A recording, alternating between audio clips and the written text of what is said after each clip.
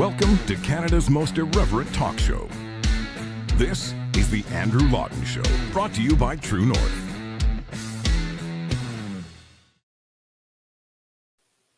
Hello and welcome to you all. This is the Andrew Lawton Show, Canada's most irreverent talk show here on True North. It is Monday, September 11th, and it is 22 now years since the tragedy of 9/11, a period in history that stands out and was a period in which we must always remember that terrorism is real and the threats against the West and civilization are very real. And I don't wish to rehash what has been now more than 2 decades of political discourse on this. I just wanted to take the opportunity to say that on this day and always we remember. We remember those whose only offense to those enemies of the West was living their life. And we certainly send our thoughts and prayers to those survivors and family members of the victims who have to relive this all the time. And you know, at True North, we've always taken it a bit more seriously than I think some of the other media outlets in this country, just because it was, generally speaking, a sacrifice that we thought was important to honor and continue to do so. So it's always risky when you start the show off on such a somber note, but nevertheless, we now segue into the subjects of this show, which include overwhelmingly coverage from the last few days of the Conservative Convention. But I just want to, before we get to that, let you know that if you watch this show live, we are at a new time slot right now. We are at 11 a.m. Mountain Time, 1 p.m. Eastern Time. And assuming this goes well, which you never know, this will be our new time for the foreseeable future as we also shift into a bit of a new schedule. So the Andrew Lawton Show is now going to be daily, Monday to Thursday. We'll have a little bit more content to fill, but hopefully we'll rise up to the challenge, rise up to the task, and you'll enjoy it. I had the chance in Quebec City, where I was covering the Conservative Convention, to speak to a number of True North supporters, people who listen to this show. It was an absolute pleasure, and thank you so much for all the kind words. Although I must say, I've reached a bit of a weird point in my life where I'm the kind, like there was this one situation where I hope this doesn't sound wrong, where like this lovely, lovely, lovely young lady came up to me. And, you know, she was been waiting very, very kindly and politely waiting, you know, to talk to me while I was chatting with someone else. And, you know, that person ended and I went over and she came up and she's like, I just want to say my mother's a huge fan of yours. And I'm like, oh, well, I think that's a compliment. It's always weird because it's like you never want someone to come up to you and be like, hey, someone I know is a fan of yours. But nevertheless, it was a lot of fun, and I enjoyed meeting everyone here.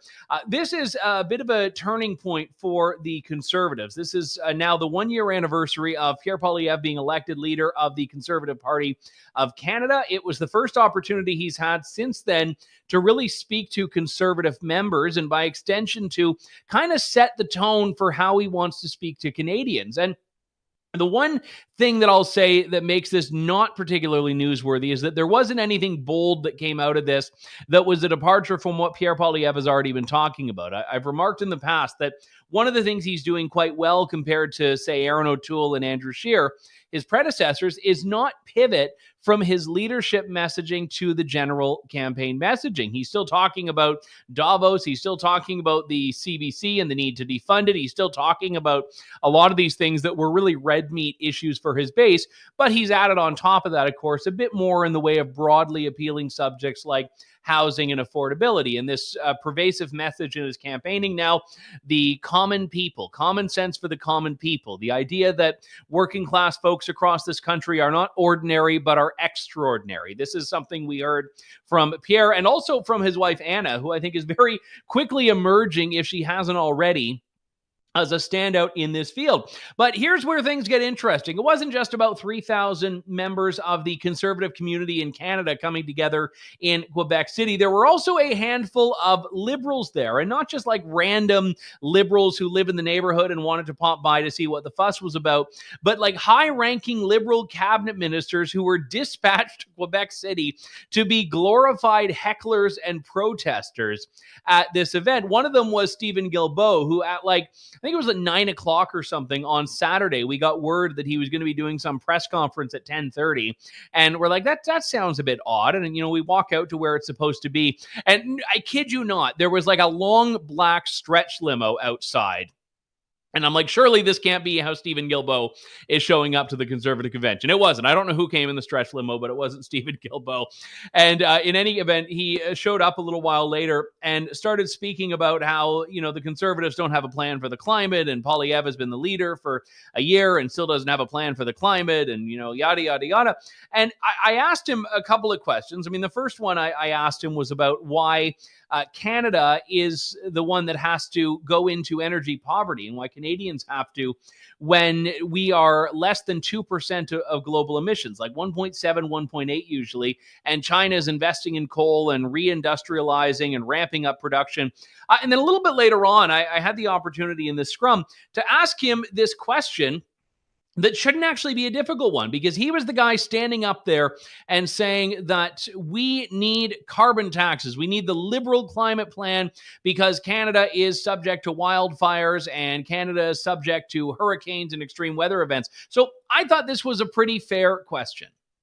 Mention extreme events like wildfires and hurricanes. Why has your carbon tax not stopped those things if that is the answer to these problems? This question, which I've heard in the House of Commons by many Conservative Party members, including Pierre Poilievre, is yet another example of the fundamental disbelief that you have in climate science and in science full stop. We won't solve climate change overnight, and we certainly won't solve climate change with empty slogans. It's going to take years of hard work to tackle this environmental crisis, and the fact that you believe that somehow we can flick a switch on a wall and everything's going to be fine just shows how the total ignorance that you and many others have when it comes to the issue of climate change. Ooh, the total ignorance. I think he meant ignorance, but I won't hold that against him. He doesn't even look at me as he's making this accusation, by the way, but the total ignorance that I have on climate change. Well, I'm actually not ignorant to this. Now, unlike him, I am not pretending that I am an expert on this field, but I listen to the experts and I pay attention to it. And the Liberals, who time and time again tell us we need to tax our way out of the climate problems, have failed to answer the question of why BC, which has had a carbon tax for 15 years now, has failed to stop wildfires with it. Why Canada, which has now had a national carbon tax for 4 years, has failed to stop wildfires and extreme weather events with it. And more importantly, why Canadians should bear the brunt of this. And his answer to that question, which I won't make you suffer through it like I did, was basically that, well, how can we go to China and expect them to do stuff if we're not doing it? So we need to lead by example. We need to cripple our economy to show them how it's done. And again, China is laughing and profiting while Western countries twist themselves into knots to literally deindustrialize. That is the goal. That is the focal point. But it wasn't just Stephen Guilbeault. Marci Ien showed up and was touting how 45 different feminist organizations were all descending on Quebec City, and they were all there to, you can probably see it for yourself. I mean, there weren't actually 45 different groups. I saw 9 people outside with a banner saying they're against the patriarchy and against colonialism and all of that. But Marci Ien was there, the grand master of this protest in some way.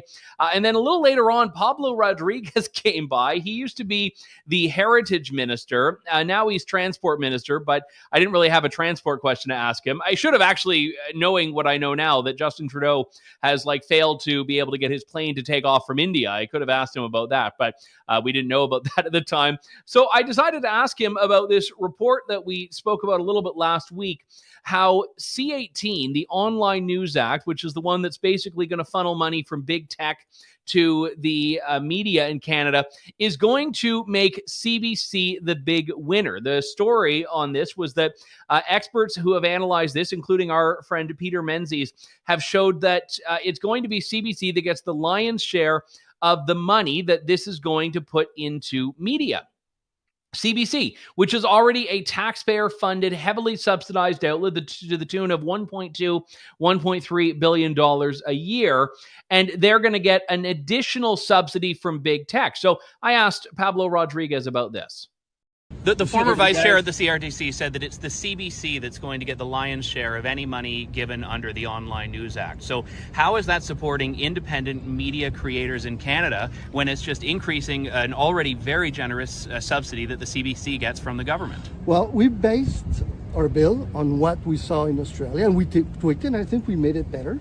But if you look at Australia, proportionally, it's all the small media that got more than the rest.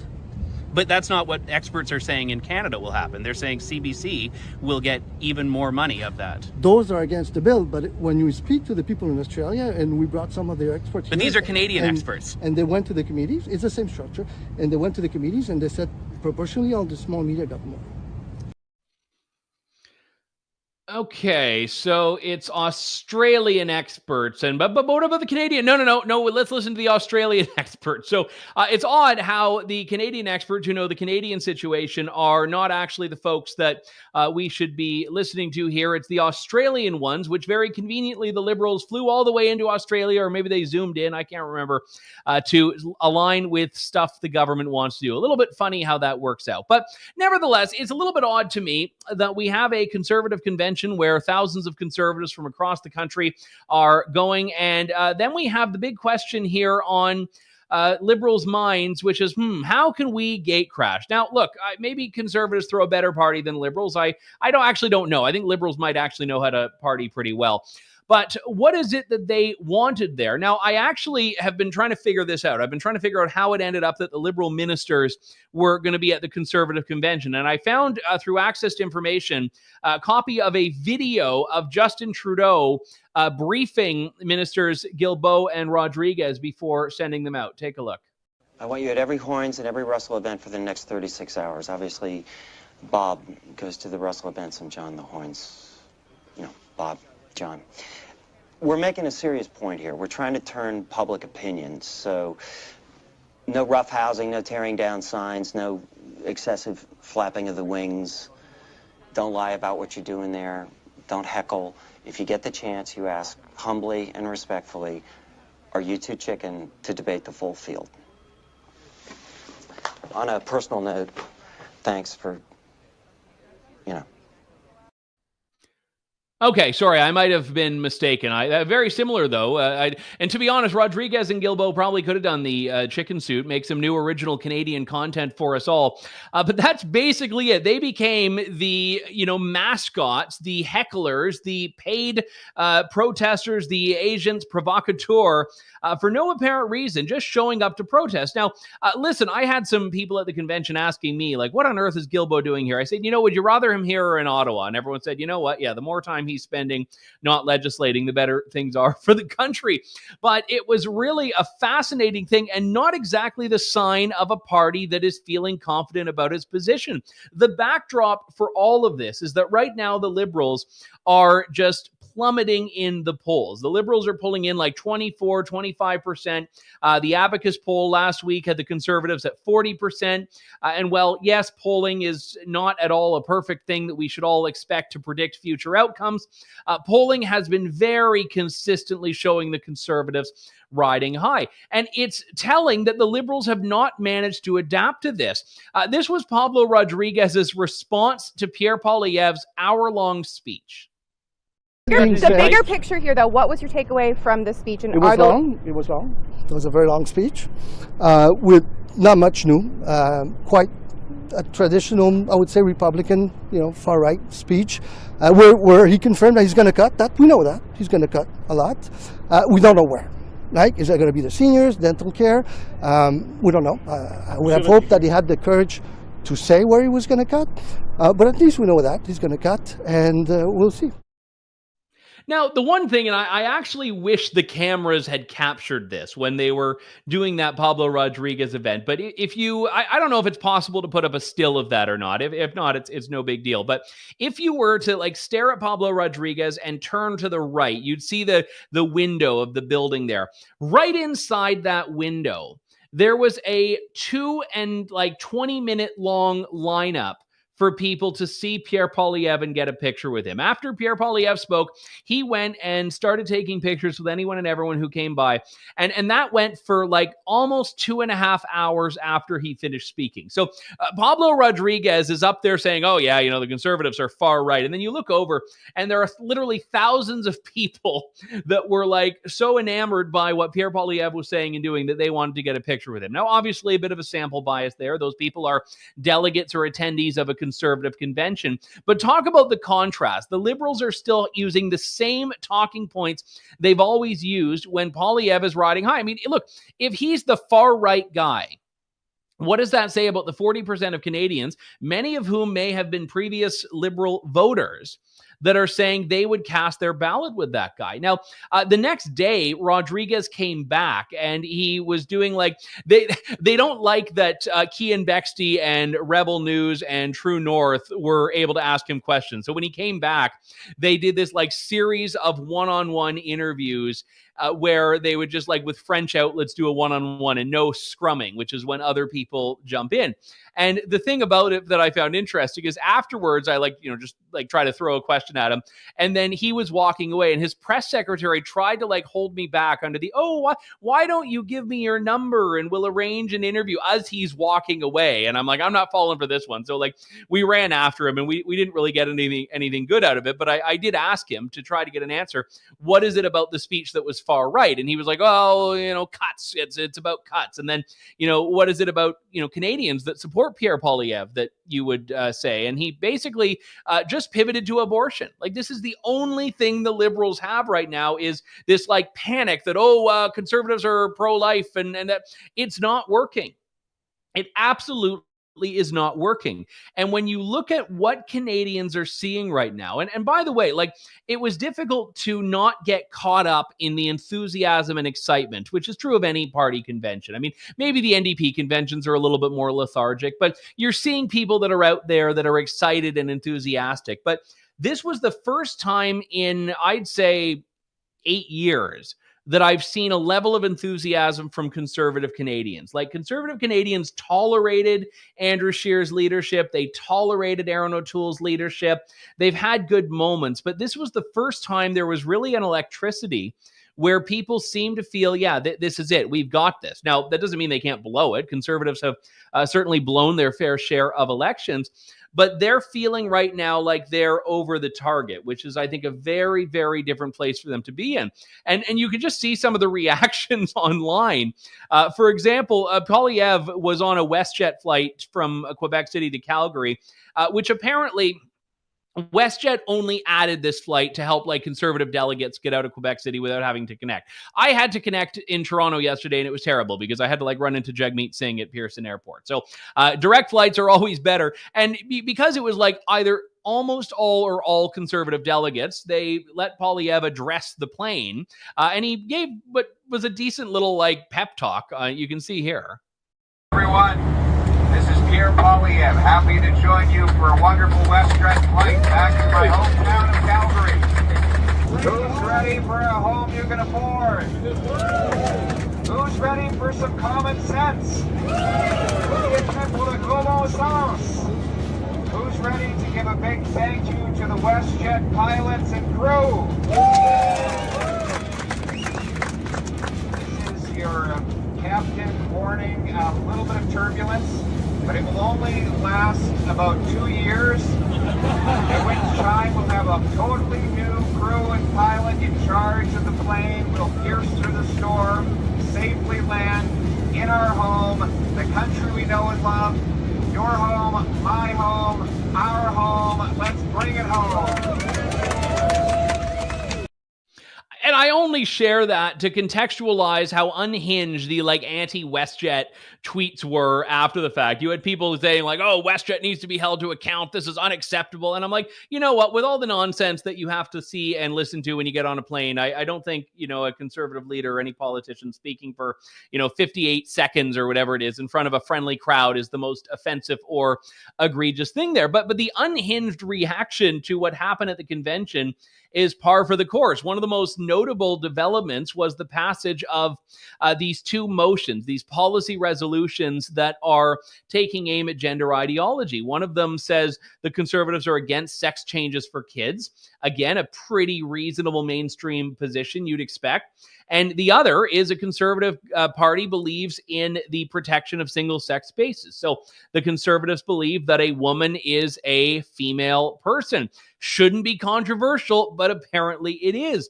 But the level of nastiness that these resolutions have elicited from people has been quite astonishing. There was this tweet from Sherry DeNovo, a former Ontario provincial parliamentarian, who said, no LGBTQ person should ever vote Conservative after the attack on all of us at their convention. First, they came for the trans, as they did in the 1930s. Now, I know a little bit about the history of the 1930s and 1940s, and I do not believe we could say that that was an attack on trans people first and foremost. So shame on you for trying to inject your own political views into an awful chapter in history. And I'm not saying that, people who were sexual minorities were not affected by the Nazis, but again, that was not first and foremost. The Holocaust was not first and foremost over pronouns, and it's disgusting for you to try to claim that it is in some roundabout way. You have Laurel Collins here, a Liberal MP, who says the rising hate directed at trans people is terrifying, and Conservative leaders are stoking this hate with dangerous discriminatory policies. And then there's like a 97-point plan on how Conservatives are evil and the Liberals are better. And then you had this story in CTV. Now, CTV, to its credit, shared my question to Stephen Guilbeault about why carbon taxes aren't stopping wildfires. But then any good favor they earned, then they lost with this story here. During the Conservative Party's policy convention in Quebec City, delegates voted in favor of prohibiting medicinal or surgical interventions for transgender children under 18 as a future government policy. So they say in their framing of this that the Conservative Party is trying to deny medical care to transgender kids. No. The Conservative Party members are saying they do not believe government should facilitate sex changes for children, irreversible surgery and hormone treatments for children. That is what Conservative members said. They had said nothing about denying mental health care or physical health care or pharmacare. They said we do not want to give them irreversible treatments to change what is fundamentally a question of biology. And then you have this unhinged narrative from this that flows where people are saying this is going to kill people. People trying to pretend there is going to be a direct death toll because of what Conservative delegates voted for. A position, by the way, shared by millions of non-Conservative people from all faith groups, of no faith group at all, with provinces around the country starting to talk about this. New Brunswick, Ontario, Manitoba, Saskatchewan, Alberta to some extent. And it's going to continue from there because that is where parents are. Parents are saying, maybe we should look after our children and support them, not by going to the hills to defend sex changes for them. So that's what's happening here. And obviously we've had a fair bit of coverage on this, but I want to go back to some of the other themes here. And I mentioned at the beginning of this show, we have a new time slot. We are doing things a little bit more differently on this show than we have in the past. So we thought we would introduce a new feature, which is to promote every Monday. Kris Sims, who is with the Canadian Taxpayers Federation, is no stranger to viewers of this show. And we're so glad she's agreed to give us a little bit of her Monday. So we decided we'd start with her today. Kris, always good to talk to you. Thanks for coming on today. So stoked to be here, Andrew. Congratulations on your new time slot. Hey, thank you. Let's start off with this CBC thing. So Pablo Rodriguez, who had the heritage file for much of the time that C11 and C18 have been in the pipeline, comes out and says, despite what every expert in Canada who's looked at this is saying, it's going to be the independent media outlets that are benefiting from C18, when we know that CBC will. And we also know that independent outlets are like us, who never wanted to be a part of this, are being silenced as a result of C18. Yeah, what a dog's breakfast. I think this is another example, Andrew, of this government just winging it. Like, a lot of times it seems as if they've had no prep, no research. They just do stuff because they see other people doing it, and then we all pay for it. So for folks who don't know the difference between something like C11, which was a major censorship law, and this new C18, basically this is why you can't post a link on Facebook right now for a news site, because there's a huge fight between the government and the tech bros. So for the longest time, we were kind of staying out of it because that was a fight between the government and the tech bros. It didn't necessarily affect taxpayers directly, but now we're coming off the bench because now it turns out, spoiler alert, yeah, CBC is going to apparently been getting the lion's share of the money from said tech bros. And of course, the CBC is the government. So this is a tax. So this is where we're coming at this from. The CBC already takes $1.3 billion from us every single year. By the way, folks, that would build you a brand new hospital with all of the equipment inside of it every single year. That's how much you're paying for the CBC. And now, lo and behold, they're going to be getting the lion's share. And you mentioned Mr. Menzies. I spoke with him just last week, and this is how it's apparently going to go. It's the link volume. It's volume. It's how many links are posted on said media platforms that then translates into money, gets that cash. And of course, the CBC online in their print format has been eating the lunch of local print newspapers now for years. And they actually get a lot of links posted to their printed versions of their news stories. So guess what? They're going to be the ones benefiting the most from this new law if the tech companies cave and start paying. You know, the one thing that I've always said has been problematic about this government's approach to the internet file is that they're trying to muddy the waters on this. And, you know, one example, we saw a few years ago the $600 million slush fund effectively for media outlets, which a lot of taxpayers didn't like. Now they're trying to just continue subsidizing, but saying, oh, no, it's not tax dollars that's doing it. We're making these, you know, big, evil, scary tech companies do it. Whereas in the CBC case, it is government that is the beneficiary. So it's literally a backdoor subsidy. It's the government looking at CBC and saying, oh, we'll give you an extra 50, 60 million, however much it works out to be. We'll give you this extra money without ever having to own it, without having to put it on a balance sheet, without having to get Canadians to endorse that. And it's a very backhanded or underhanded, I should say, approach to just forcing more subsidization of CBC. Yeah, for sure. It definitely feels like a backhand to the faces of taxpayers.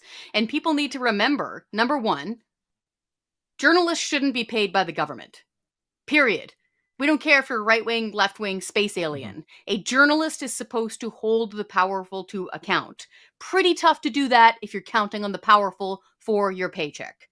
That's number one. Number two, this is a huge waste of money. On top of the $1.2, $1.3 billion, like you said, Andrew, it's around $600 million or so on top of that for journalists outside of the CBC. When you do the math, that breaks down to about $13,000 per reporter coming from the government. And so for folks who are kind of curious, if you've never worked in journalism, do a little thought process. Imagine you're a reporter on Parliament Hill, 13 grand of your paycheck, and maybe the very existence of your job counts on that minister. How on earth are you supposed to hold him to account, ask those tough questions like you were just a few minutes ago, and shove a mic in his face? It's human nature. You're not going to be able to do that. You cannot call that game straight if you're a ref taking bets on the side. So now, lo and behold, C18 is just another way for them to extort money, in this case from a private company, directly into government coffers that happen to be labeled CBC. So again, this is why folks need to really pay attention to this.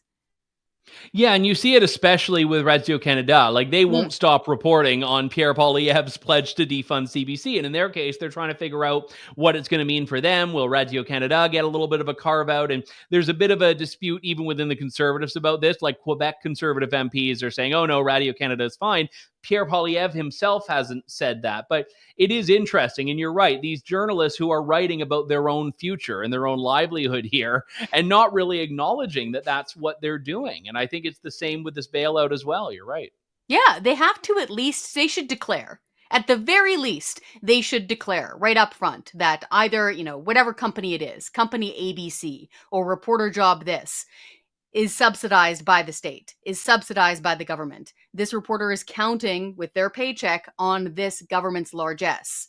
Otherwise, how are you supposed to cover that straight? And we also need to keep in mind that this is a massive waste of money. And it also, when combined with the government paying journalists, when combined with something like C11, which is a form of online censorship, we are in really uncharted territory here when it comes to free expression and a free press here in Canada. One other issue I wanted to bring up, not the same in terms of dollar value, but again, when we're talking about government waste, there is a bit of a connection here. This came from your colleague, Ryan Thorpe, over at the CTF this morning. Apparently, the federal government has spent $420,000 since 2018 subsidizing edible crickets. What on earth is going on? I'm sorry, I just find that so gross. I mean, like, if you're into eating crickets, anybody watching this, power to you. Go right ahead. I just like, you probably don't like me eating beef or whatever it is your thing is. So yes, this is a huge waste of money. It's over $400,000, and this is all that we've seen so far. There's probably plenty below the surface that we're not aware of. $400,000 since 2018, and what this is it's basically corporate welfare, okay, being handed out to what they call cricket farms. And I've seen videos of these things, Andrew. They're like these massive buildings, and I can just imagine the noise. And they're all in these little habitats, right? And you turn them into paste. Now, I have to be clear. They've been putting crickets and bugs and stuff into pet food for years, okay? It's a high protein thing. You know, you're putting it into kibble. Who cares? You know, if you do care, whatever. But it's going into pet food. This is different. This is $400,000 to turn crickets into powder and paste and stuff so humans can eat it. Again, if you want to do that and you want to make a company doing that, give her. But don't take dollars from taxpayers. We're opposed to corporate welfare, and this was definitely something that jumped out at us. But no, it isn't just paste. I was reading from the report over at taxpayer.com that a portion of it has been earmarked for cricket steaks, sausages, and falafels. Now, I have not seen a cricket steak, a cricket sausage. I could kind of imagine a cricket falafel, but it's like a falafel's already vegetarian. Like, why do you need chickpeas instead of chickpeas in falafel? It's no longer vegetarian, though. You're right. You're making it worse. You're adding something in it that like even the vegans wouldn't have cared about. This is one of the funny little secrets, just to let people in on it when they're talking about, you know, cows and horses, because I was raised around cows and horses being, you know, herbivores. Actually, they eat a lot of bugs. Like so many bugs on their grass that they're kind of omnivorous. But yeah, all this is to say, I think what they do, and this is just me winging it, I think they take the paste and they shape it into a steak. And then they must, like, I don't know, use some sort of binder in order to keep it looking like a steak shape. I will say, Andrew, I sent your producer this, and maybe we can chat about it next time. This isn't just about producing food. I don't know how much money we spent on this, but last year, my kid was sent home from public elementary school in British Columbia with 4 pages of cricket propaganda for him to fill out as an assignment. And it was chatting about this massive grocery store chain, the same one we gave millions of dollars to pay for refrigerators, putting cricket powder and cricket paste on the shelves and why this is the wave of the future for farming. And actually super funny how AI is helping to raise these crickets. Like, it pushed all my buttons. It's like they've literally just like, they've taken like the WEF agenda for the year, and they took like every buzzword and came up with something like, let's take crickets and throw in AI, and we'll throw in censorship and find like a battery powered vehicle. And we'll just like, it's the battery powered cricket plant with the recipes made up by AI. It makes them happy. Klaus Schwab comes out and you will eat the bugs. They could have made it so that the carbon tax goes up to in conjunction with building these barns. But really, I want to know, and I put in FOIs on this stuff, and it's super hard to get information out of the government. Ryan Thorpe, our investigative journalist, is brilliant at this, way smarter than me on that stuff. And so I sent him a screenshot from when I was so mad I took a picture of it with my phone. So we're going to find out how much money we spent on getting this. And this was in the public school curriculum of elementary school in BC. Wow. For folks watching, I would be super curious. If your kid was sent home with cricket propaganda, we'd like to know too. Yeah, I would also get very nervous if they put falafel in the school cafeteria there as well, given that we know there's apparently a new recipe for it. Well, Kris Sims from the Canadian Taxpayers Federation, we will see you next Monday. Read your labels, folks. Thanks. All right. Thanks for that, Kris. We had the opportunity to sit down with a bunch of interesting people at the Conservative Convention in Quebec City, spoke to a couple of MPs and also a couple of people who are part of the Conservative movement. One of them was Roman Baber. The last time I sat down with this gentleman, he was running for the leadership of the Conservative Party of Canada after having served a term as a member of provincial parliament in Ontario, first as a progressive conservative and later, as we discussed in that interview, as an independent. And the trajectory there was quite shameful. It was for standing up at its core for freedom, the freedom of Ontarians against restrictions and mandates. And it's a bit interesting now how things shake out. You weren't successful in the leadership race, but you are now the Conservative candidate in York Centre. Roman Baber, it's good to talk to you. Let's just start right out of the gate. When you and I sat down during the leadership race, I asked you if you weren't successful, if you would be seeking a seat federally. And your answer was pretty much no at the time. You really were leaning against it sounded like, or at the very least uncertainty. So what changed? What made you want to get back in?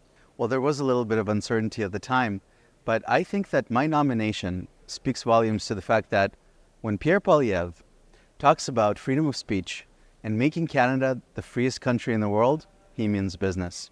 So I'm very grateful to be here. I'm very energized for the future of our party and our country. And I can't wait for the next federal election.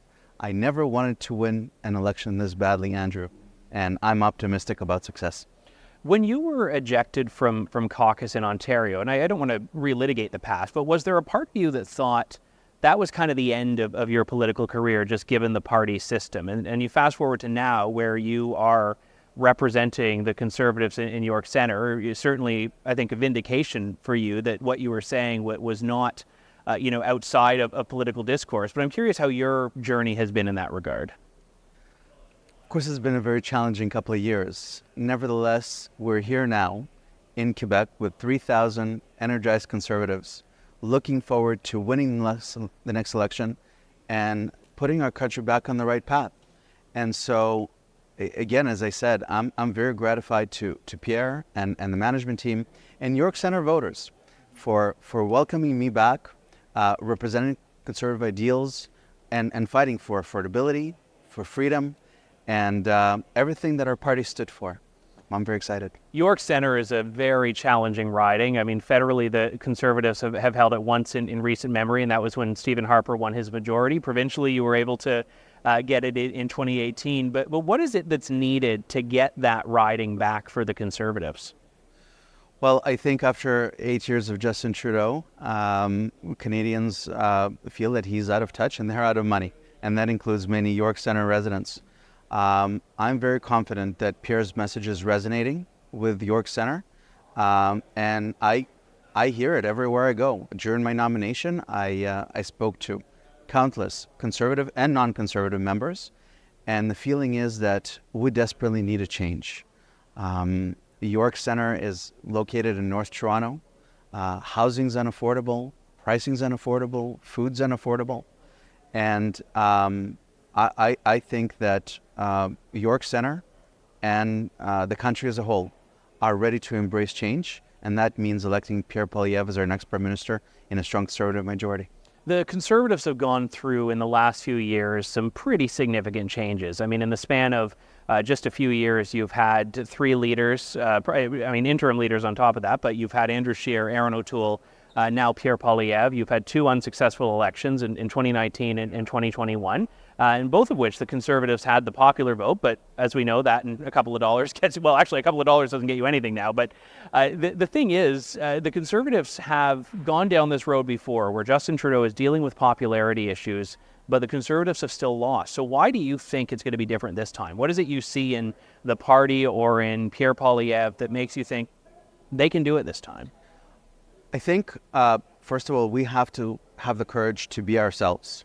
And without question, Pierre has articulated a vision for the Conservative Party that is resonating with Canadians. And that means that we should not be afraid to speak about issues such as the carbon tax, something that the former leader shied away from. With respect, all the carbon tax does is compound on misery and price. And so I look forward to axing the tax. Also, it's clear that Pierre's message is resonating with young Canadians. You know, an average detached house in the 416 is $1.6 million. It's an unthinkable figure. York Centre is not much behind. And the sense of hope that the party is now offering young people, that we can get out of this mess by building, by firing the gatekeepers, by ensuring that we zone transit stations appropriately for high density. Those are resonating with Canadians. And finally, Pierre's message of freedom. The fact that we respect individual choice, and we also respect Canada's integrity in being free from foreign interference. I think that all of those resonate with Canadians, which will lead to electoral success. During the leadership race, you were one of the only candidates that took a position that's kind of counter to where the Conservatives have historically been on supply management, and that you were very pro-consumer on that. Now, that's not the position that the party has right now, and that's not Pierre's position. Is that an issue that you would do something about, kind of using your own autonomy as an MP if elected? Look, I think that it's important that we focus on affordability, right? Life is truly unaffordable. And that means generally by removing gatekeepers. At the same time, I respect the will of the membership, and Pierre has a resounding mandate given to him by the leadership, by the membership. And my thinking is that we now need to conceive as many ways possible, and probably the best way, in addition to axing the tax and reducing income tax, thereby making growing Canadian paychecks, is to encourage federal competition. You know, the other day we saw that Rogers is now back in court fighting for increase in tariffs. This is after Philippe Champagne said that prices after the merger are going to go down. Yeah. And obviously, surprise. So encouraging competition in airlines, in banking, in telecom, that is probably the best way to go, and I'm glad that the Conservative Party is looking in that direction. There was a brief period where you were a bit of a pariah in Ontario politics, and I just wondered, now that we kind of take a forward-looking approach here, how have you felt by the Conservative community that you're now a part of federally? I've been embraced, and I'm back with my party, back home, and I am ecstatic for the future of our party and our country. You know, it's been a very difficult few years, Andrew, for many people, and including myself, but we are resolute, and we have to remain positive and optimistic about the resiliency and the character of Canadians. Trust Canadians to welcome our message of hope and turn this country around. York Centre Conservative candidate Roman Baber, thank you very much. It's good to be with you, Andrew. That was Roman Baber. Now, I actually wanted to write a bit of a column about Roman, so I don't want to give too much of my thoughts about him right now, but I will say that... Do I have audio now? This is the great thing about... Oh, that's very weird. For whatever reason, in this live system, it reverted my microphone to being my iPhone, which is like 4 feet away from me. Anyway, sorry, but I got very confused there. I was just about to make like a somber, serious point. Start again. I call him this, but I want to say about Roman Baber, when he was first running provincially, I didn't know him. I knew of him. And when he was first elected, I never heard anything from him that I would have said was all that impressive or unique. And in fact, I don't want to say written him off, but I'd always viewed him as being one of the more moderate members of the Progressive Conservative Party in Ontario. And maybe he is, or maybe he isn't. I'm fully prepared to admit that I might have taken too simplistic a view. But when he stood up to Doug Ford and spoke out against lockdowns, and when he spoke out against restrictions, he did so at tremendous personal risk, because he basically ended, at the time, his political career. He became an independent, and it's virtually impossible, not impossible as we learned in 2022 to win election as an independent, but very, very difficult. And he took the principled position, the principled stand, and had a tremendous risk and burden that he took up as a result. And when he ran for the leadership of the Conservatives, I never thought he was going to win, but I thought he had deserved a place to be there. And the fact that he's being welcomed into a mainstream political party once again, I think is tremendously valuable. And I'm so pleased to say that I was wrong about him, because we do need people who are courageous in politics. And Roman Baber absolutely is one of those people, even if you disagree or agree with him on particular issues. So he was there when it counted, and that's more than can be said for a lot of other politicians, certainly in Ontario. That does it for us. We will be back tomorrow in our new time slot, 1 p.m. Eastern or 11 a.m. Mountain. That means 2 p.m. Atlantic, 2:30 p.m. Newfoundland. It is noon Central, and that just to finish the whole landscape of Canadian time zones here, it is an early 10 a.m. for those of you in British Columbia. And I met many of you in Quebec City this past weekend. So thank you again for all your support. We will talk to you tomorrow. Thank you, God bless, and good day to you all. Thanks for listening to The Andrew Lawton Show. Support the program by donating to True North at www.tnc.news.